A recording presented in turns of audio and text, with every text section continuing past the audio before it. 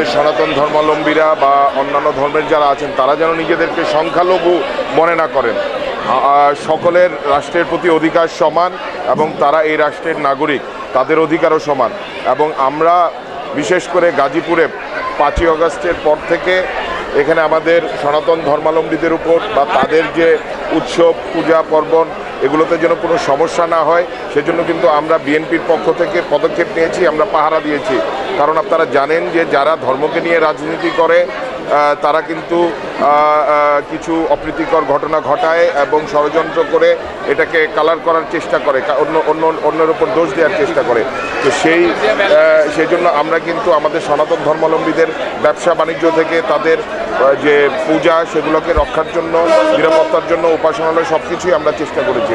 যে আমার বাবা ধর্ম মন্ত্রণালয়ে থাকা অবস্থায় উনি যে একইভাবে যেরকম মসজিদ মাদ্রাসার উন্নয়ন করেছেন এবং একইভাবে আপনার ধর্মীয় উপাসনালয়, আমাদের সনাতন ধর্মাবলম্বীদের মন্দির, এই কালীবাড়ি মন্দিরটির জায়গাও কিন্তু আমার বাবা থাকাকালীন অবস্থায় উনি দিয়ে গেছেন এবং এই মন্দিরের যে সংস্কার কাজ সেটা উনি করে গেছেন। এছাড়াও অসংখ্য মন্দির গাজীপুরে রয়েছে যেখানে অধ্যাপক মান্নান সাহেব কাজ করেছেন, উন্নয়ন করেছেন।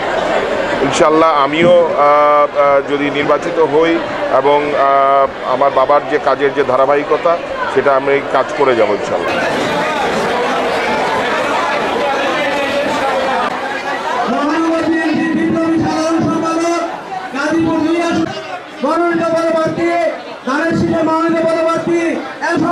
সবাইকে ফুলে করে দিয়ে ওনাকে স্বাগতম জানানোর জন্য